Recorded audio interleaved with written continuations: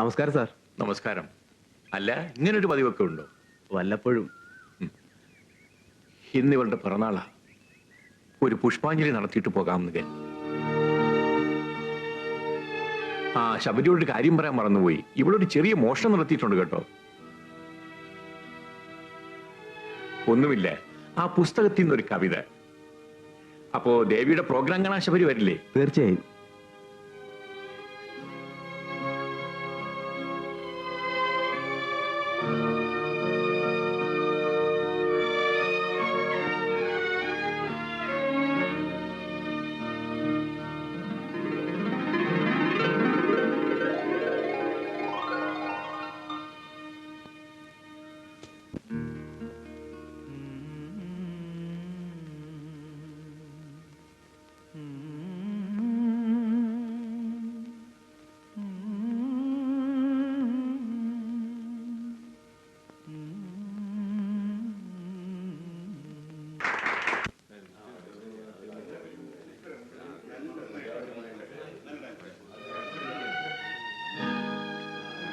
ചേട്ടാ, വളരെ നന്നായിരിക്കുന്നല്ലേ? വളരെ നന്നായിട്ടുണ്ട്.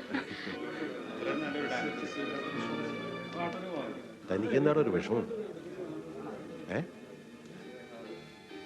എനിക്ക് വളരെ ഇഷ്ടപ്പെട്ടു. പോയി തൊലയട്ടോ മേജറും മോളും. ഈ ലോകത്ത് എത്ര പെമ്പിള്ളേർ കിടക്കുന്നു? താൻ വാ. എന്തേ കാര്യമുണ്ടോ? താനിങ്ങോട്ട് വാ, പറയാം.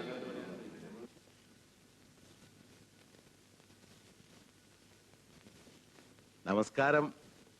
നമസ്കാരം.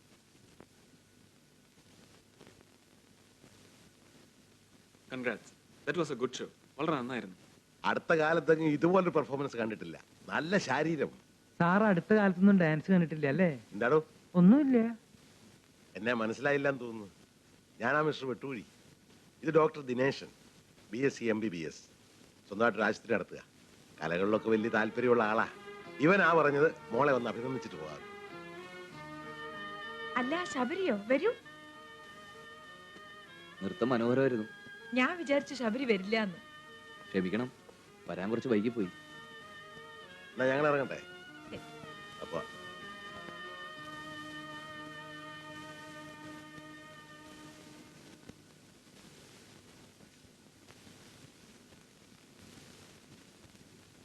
എന്തെങ്കിലും ഉള്ളു തുറന്ന് സംസാരിക്കാന്ന് വെച്ചാൽ ഒന്ന് ആളൊഴിഞ്ഞ് കിട്ടിയിട്ട് വേണ്ടേ? എപ്പോഴും തലയ്ക്കകത്ത് 100 കൂട്ടം കാര്യങ്ങളാ. ജോലിന്ന് പിരിയാൻ കാലത്തെങ്കിലും ഒന്ന് സ്വസ്ഥാവെന്ന് കരുതിയപ്പോഴാ ഒരു എൻക്വയറി കമ്മീഷൻ.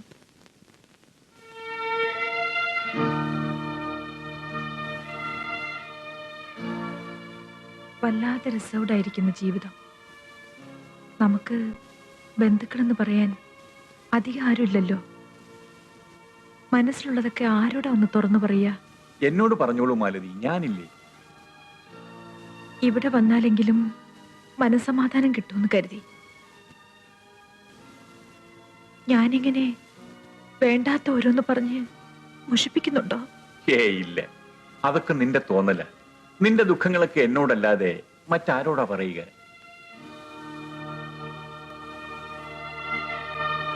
സുഖവും ദുഃഖവും ഒക്കെ മനുഷ്യജീവിതത്തിൽ സാധാരണയല്ലേ?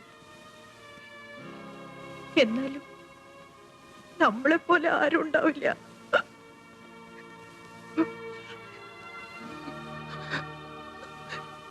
One, two, three, four. അങ്ങനെ ഇരിക്കെ ഇരിക്കെ ഇരിക്കെ.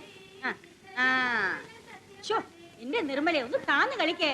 ശിവരാത്രി ദിവസം 4 പേര് കാണേണ്ടല്ലേ? ഒന്ന് താന്നിരുന്നാൽ എന്താ? വലത്തെ കൈ എടുക്ക. അങ്ങനെ.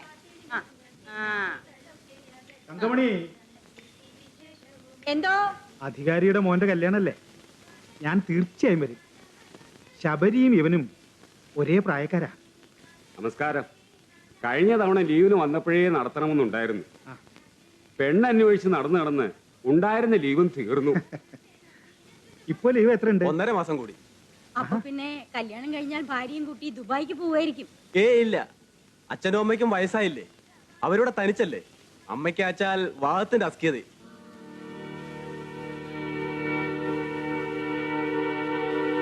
ഇത് മാഷ്കുള്ളതാ. എന്താ ഇത്? കുറച്ച് തുണിത്തരങ്ങളാ. മാഷിത് വാങ്ങണം. വാങ്ങിക്കണം. ശബരിയുടെ കല്യാണക്കാരി ഒന്നും ആയില്ലേ? അതൊക്കെ അങ്ങോട്ട് ചോദിക്ക. വല്ല ഉദ്യോഗവും കിട്ടിയാൽ അതിന് പോവുമോ? ഇല്ല. ഇത്രയും വലിയ വീട്ടില് ഞാനും ഈ തങ്കമണിയും മുഖത്തോട് മുഖം നോക്കിയിരിക്കുക. ഒരു പെൺകുട്ടിയെ കൊണ്ടുവരണമെന്ന് പറഞ്ഞാൽ സൽപുത്രം കേൾക്കുവോ? അതും ഇല്ല. ഓരോന്നിനും ഒരു സമയമില്ലേ, എല്ലാം തലയിലെഴുത്ത് പോലെ നടക്കും. എന്നാ ഞങ്ങൾ ഇറങ്ങട്ടെ. ഊണ് കഴിച്ചിട്ട് പോയാ പോരെ? അതൊക്കെ ഇനി ഒരിക്കലാവാം. ഇനിയും ഒരുപാട് സ്ഥലത്ത് ക്ഷണിക്കാനുള്ളതാ. ശബരിയെ ഞാൻ പ്രത്യേകം ക്ഷണിച്ചെന്ന് പറയണം. ആ വരട്ടെ.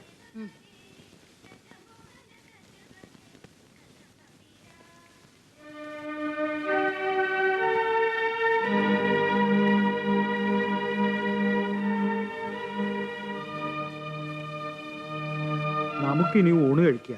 എന്താ അവൻ വരുന്നവരെ കാക്കണ്ടേ? എന്ന് വെച്ചാ നമ്മള് പട്ടിണി കിടക്കുക. ഇന്ന് അവൻ വരാണ്ടിരിക്കില്ല. ആ വരും വരും, വിളമ്പി കാത്തിരുന്നോ. അവൻ വരാൻ വേണ്ടി ഞാൻ അമ്പലത്തിൽ വഴിപാട് നേർന്നിട്ടുണ്ട്. വെറുതെ സമയം കളയാതെ ചോറ് വിളമ്പാൻ നോക്ക്.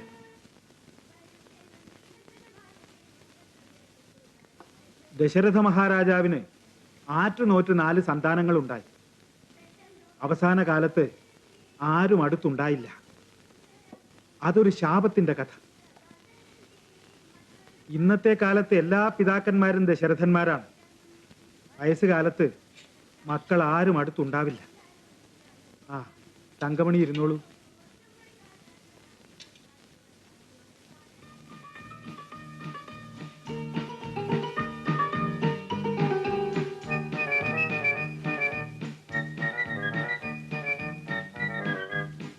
അമ്മ ചോറ് വിളമ്പമ്മേ, വല്ലാതെ വിശക്കുന്നു.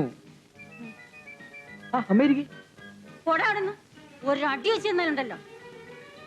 ഇന്നെന്താ അമ്മേ വിശേഷം? ഓ, വിശേഷം എന്താണെന്ന് അറിയില്ലല്ലേ? പെറ്റ വയറിനെ ആ വിശേഷം അറിയാവൂ. ഇന്ന് നിന്റെ പിറന്നാളാണ് കൊരങ്ങ. അമ്മ ഇരിക്കെ. ഇന്ന് അമ്മയ്ക്ക് ചോറ് ഞാൻ വിളമ്പി തരാം. വേണ്ട വേണ്ട വേണ്ട, മിണ്ടാനോടെ ഇരുന്നാ മതി. അത്ര പൂതിയാണെങ്കിലേ നീ ഒരു കാര്യം ചെയ്. അമ്മയ്ക്ക് വെച്ച് വിളമ്പി തരാൻ ഒരു പെൺകുട്ടിയുടെ കൊണ്ട് നാക്ക്. അങ്ങനെ ഒരു പ്രയോജനമെങ്കിലും നിന്നെ കൊണ്ടുണ്ടാവട്ടെ. വീടായാലേ ഒരു ഒച്ചയും ബഹളവും ഒക്കെ വേണം. ഇവിടെ അതില്ല. ആ വിഷമം കൊണ്ടാ ഞങ്ങൾ ഈ പറയുന്നത്. എന്തോ ഒച്ചയും വേളവും ഇല്ല അല്ലേ? അമ്മയുടെ ശിക്ഷണങ്ങൾ അവിടെ കിടന്ന് ചെവിട് പൊട്ടിക്കുന്നുണ്ടല്ലോ. അത് പോരായിരിക്കും. എന്നിട്ട് ഒച്ചയില്ല അന്ന്. ഓ, എനിക്ക് ചിരിയൊന്നും വരുന്നില്ല. പല പ്രാന്തുകളും പറയുന്നവനാ നീ. അതിന്റെ കൂടെ കല്യാണമേ വേണ്ടെന്ന് കേൾക്കുമ്പോ. കല്യാണമേ വേണ്ടെന്നൊന്നും ഞാൻ പറഞ്ഞിട്ടില്ല. ഈശ്വരോ രക്ഷതു. അത്രത്തോളം പുരോഗതി ഉണ്ടല്ലോ.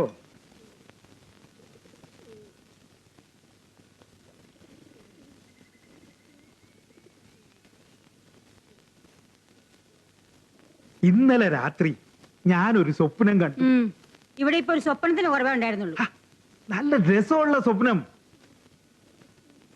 നമ്മുടെ ശബരി കല്യാണം കഴിച്ചിരിക്കുന്നു. ഭാര്യ നല്ല തറവാട്ടി പറഞ്ഞ ഒരു പെൺകുട്ടി. കലപിലാന്നും പറഞ്ഞ് വഴക്കും വക്കാണും ഉണ്ടാക്കുന്ന 4 കുട്ടികളും. എത്ര എത്ര കുട്ടികള്? 4. 5ാമത്തത് വയറ്റിലും ഉണ്ട്. വീട്ടിലാകെ ബഹളം. മുത്തച്ഛ മുത്തച്ഛ എന്നും പറഞ്ഞ് അവറ്റ മേലെ പിടിച്ച് തൂങ്ങുക. 4 ആൺകുട്ടികളാ. കണ്ടോ കണ്ടോ, സ്വപ്നത്തിലെ കാര്യമായാലും അത് അവക്ക് അറിയണം. എന്നാ കേട്ടോ, മൂത്തത് 3 ആണ്, 4ാമത്തത് പെണ്ണ്, 5ാമത്തതിന്റെ കാര്യം പിന്നെ പറയാൻ ഒക്കില്ലല്ലോ. ഞാൻ പിള്ളേരെ പിടിച്ച് പുറത്താക്കി വാതിലടച്ചു. ചെവി കേക്കണ്ടേ? ഓ എന്തൊരു ബഹളം. അപ്പോ ഉണ്ട് ദേ വരുന്നു അവന്റെ ഭാര്യ. അവള് നാക്കിട്ടടിക്കാൻ തുടങ്ങിയപ്പോ ഞാൻ കരുതി. എന്ത് കരുതി? അവനെ കൊണ്ട് പെണ്ണ് കെട്ടിച്ചതേ അവതായിന്ന്. സ്വപ്നത്തിൽ കണ്ട കുട്ടികള് കാണാൻ നല്ല ചന്തമുണ്ടോ? അതിരിക്കട്ടെ, അവന്റെ ഭാര്യ എങ്ങനെയാണെന്ന് നീ എന്താ ചോദിക്കാത്ത? അവള് നല്ല സുന്ദരിയാവും. അതേമ്മേ, അവള് സുന്ദരിയാ. ഒരു മാലാഖയെ പോലെ.